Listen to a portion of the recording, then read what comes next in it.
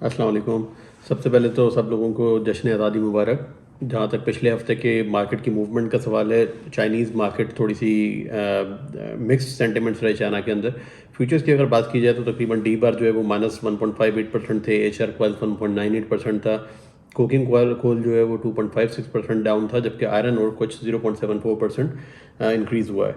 Spot market में भी HRC के प्राइसेस पे खासा प्रेशर देखने में आया। लास्ट वीक के अंदर तकरीबन 10 से $15 के करीब जो है प्राइसेस नीचे आई हैं, और एचआरसी की प्राइस जो पाकिस्तान के अंदर आ रही है वो भी एज ऑफ नाउ 560-65 के लगभग जो है वो कोट हो रही है बेस रेट्स के लिए। अगर ओवरऑल सेंटिमेंट्स की बात की जाए चाइना के अंदर, तो वो स्क्रैप की प्राइसेस जो है डोमेस्टिक मिल्स ने कम कर दी हैं। कुछ नेगेटिव न्यूज़ बहुत ज़्यादा सर्कुलेट कर रही है। पहले तो स्टिमुलाई की, ठीक है स्टिमुलस पैकेज आएगा तो चीज़ें बेहतर हो जाएंगी, मगर वो भी चीज़ें उस तरीके से प्ले आउट नहीं कर रही। सबसे बड़ा जो फैक्टर सामने देखने में आ रहा है वो रियल एस्टेट सेक्टर की जो तंगी है वो बढ़ती नज़र आ रही है।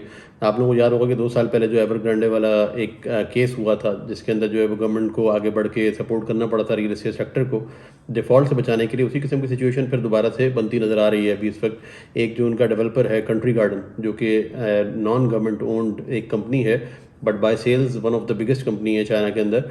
उनकी जो पेमेंट ड्यू थी बॉन्ड्स की, लास्ट वीक के अंदर ड्यू थी, वो पेमेंट्स नहीं कर सके। 2 पेमेंट्स वो मिस कर चुके हैं। तो अब ये देखना है कि क्या गवर्नमेंट इसके अंदर भी आगे बढ़ के कुछ सपोर्ट करेगी, या फिर कुछ जो है वो डिफ़ॉल्ट होंगे, या किस तरफ मामला जाएंगे। सबसे बड़ी एक जो नेगेटिव न्यूज़ आ रही थी वो तो ये आ रही थी। इसके अलावा अगर बात की जाए तो जो वहाँ पे टाइफून था उसका, और जो बारिशें हैं नॉर्थ चाइना के अंदर, वो काफ़ी ज़्यादा इम्पैक्ट कर रही हैं सेल्स को, जिसकी वजह से मिल्स अपने प्राइसेस बढ़ा नहीं पा रही थी। ओवरऑल नेगेटिविटी इस तरीके से कंटिन्यू हो रही है। उससे भी आगे ये कि जो मामला चाइनीज़ मिल्स की प्रोडक्शन के कटडाउन के हवाले से आने वाले थे पिछले 3 हफ्तों से या 4 हफ्तों से, लोग एक्सपेक्ट कर रहे हैं कि गवर्नमेंट अनाउंस करेगी और कुछ प्रोडक्शन कटडाउन होंगी जिसकी वजह से प्राइसेस को सपोर्ट मिलेगा। वो चीज़ भी अभी तक देखने में नहीं आई, किसी किस्म की अनाउंसमेंट नहीं हुई। तो उसके बाद ये कि आयरन ओर की प्राइस को थोड़ा सा सपोर्ट मिला लास्ट वीकेंड के ऊपर। अगर स्पॉट आयरन ओर की बात की जाए तो वो तकरीबन $105.5 के ऊपर अभी स्टैंड कर रही है आयरन ओर, जो कि $1 बढ़ी है वीक ऑन वीक। कोई ख़ास फ़र्क नहीं है उसके अंदर, लेकिन ये कि स्टेबिलिटी इससे नज़र आ रही है। कुकिंग कोल का इसी हवाले से इस तरह है कि $252 के ऊपर भी स्टैंड कर रहा है, जिसका मतलब ये है कि तकरीबन $6 से $7 की इंक्रीमेंट आई है वीक ऑन वीक। अब अगर पॉजिटिव सेंटिमेंट्स की बात की जाए चाइना के अंदर, तो दो मेजर चीज़ें हैं। एक तो ये है कि अभी ऑटम सीज़न आ रहा है, जो कि कंस्ट्रक्शन का सीज़न होता है। पूरी दुनिया ही मैं समझता हूँ काउंट ऑन कर रही है सीज़न के ऊपर कि यहाँ पर थोड़ा सा पुश मिलेगा। जो पिछले कई महीनों से जो है वो एक डिप्रेशन चल रहा है मार्केट के अंदर, वो चीज़ें दूर हो जाएंगी। That is number 1। नंबर 2 ये कि जो बड़ी मिल्स हैं, चाहे वो आंगांग हो, बेंशी हो या बाओ स्टील हो, उन सब ने अनाउंस किया कि हम लोग अपने प्राइसेस जो है वो 8 से लेकर $15 तक इंक्रीज़ करेंगे for September, which is a good news. इसी को देखा देखिए अब जो बाकी की कंट्रीज़ हैं लाइक वियतनाम, अभी उनकी प्राइसेस आने वाली हैं। फॉर्मोसा ने अभी अपनी प्राइसेस देनी है। वो एक्सपेक्ट किया जा रहा है कि होपफुली या स्टेबल होंगी या फिर थोड़ा सा इम्प्रूव्ड उसके अंदर हम लोगों को नज़र आएंगे प्राइसेस, क्योंकि बाकी सारी दुनिया जो पॉजिटिव सेंटिमेंट्स दिखा रही है उस चीज़ को रिफ्लेक्ट करेगी।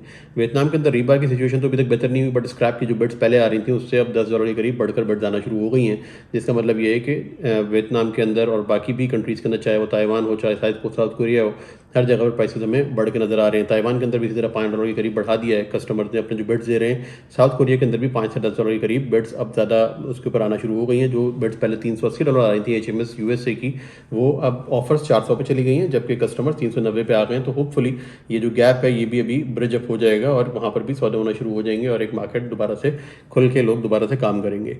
अब टर्की की बात करते हैं। टर्की के अंदर भी एक्टिविटी काफ़ी लास्ट वीक देखने में आई। वॉल्यूम्स के हवाले से तो इतनी ज़्यादा देखने में नहीं आई, बट प्राइसेस जो है वो इंक्रीज़ होना शुरू हो गई, जिसका मतलब ये है कि कस्टमर्स एट दी एंड हार मान गए हैं और यार्ड्स जो है वो उनकी जीत हुई है और वो अपनी प्राइसेस पास ऑन करने में कामयाब हुए हैं। लास्ट वीक के अंदर जो सौदे सुनने में आए हमारे, वो HMS यूरोप जो है वो 357 पे सुनने में आया था, जबकि US का HMS जो है वो 361 362 के आसपास उसके हिसाब से बनता है। अगर वीक ऑन वीक बात करें तो तकरीबन $12 की इंक्रीज़ आ गई है, चाहे वो यूरोप हो चाहे US हो। खैर ये अलग बात है कि ड्यूरिंग वीकेंड और अब आज तक जो न्यूज़ आ रही है आगे टर्की के बढ़ने की, वो मज़ीद $5-7 और बढ़ चुका है, जो कि नेक्स्ट वीक के अंदर हम लोगों को इम्पैक्ट नज़र आएगा। और प्राइसेस अब जो नज़र आ रही हैं वो 367 तक जाती नज़र आ रही हैं। और जबकि अगर शेड की बात करें तो वो भी तकरीबन 381 की जगह 387 की तरफ जा रहा है। और इस वीक के एंड तक ये चीज़ें रियलाइज़ हो जाएंगी। तो prices definitely on upward sentiments की तरफ हैं, अपवर्ड मूवमेंट है उसके अंदर। और इसी को देखा देखी स्क्रैप के प्राइसेस बढ़ने की वजह से अब रीबार के प्राइसेस भी बढ़ चुके हैं टर्की के अंदर, जो कि काफ़ी अरसे से स्टैगनेंट थे। तकरीबन 10 से 15 डॉलर के करीब जो है वो रीबार के प्राइसेस टर्की में बढ़े हैं। अब $570 FOB के करीब प्राइसेस आ रही हैं वहाँ पर। और डोमेस्टिक भी जो प्राइसेस हैं वो इंक्रीज़ हुई हैं रीबार की।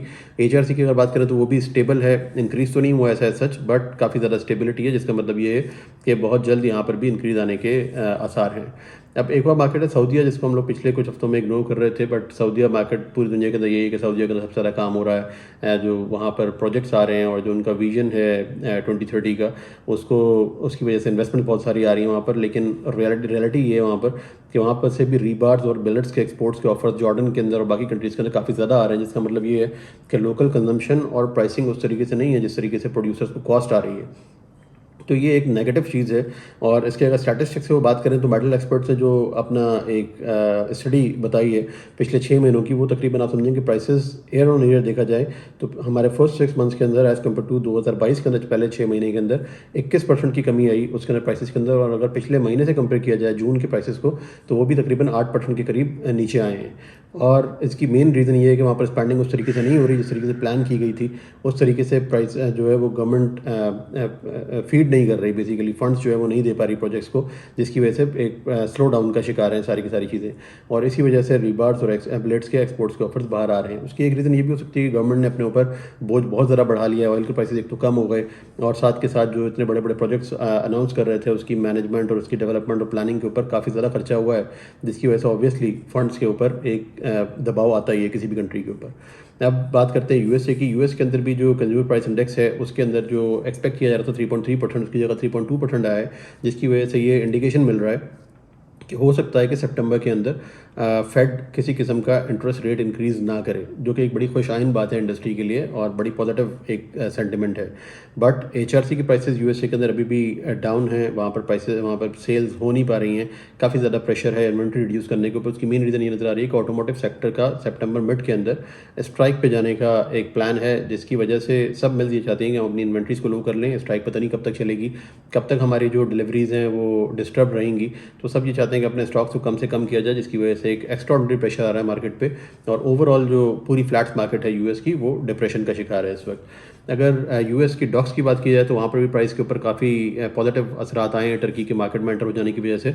और एक्सपेक्ट किया जा रहा है कि इस हफ्ते के अंदर हम यूएस की काफ़ी सारी डील्स अभी सुनेंगे जो कि टर्की के लिए बाउंड होंगी, और प्राइसेस वही $12 के आसपास जो है वो इंक्रीज़ आप समझ सकते हैं कि यूएस के अंदर हो चुका है ऑलरेडी, और वीक ऑन वीक। यूरोप में भी इसी किस्म के असरात हैं, 10 से $12 बढ़े हैं टर्की की वजह से, मेन टर्की का प्रेशर था।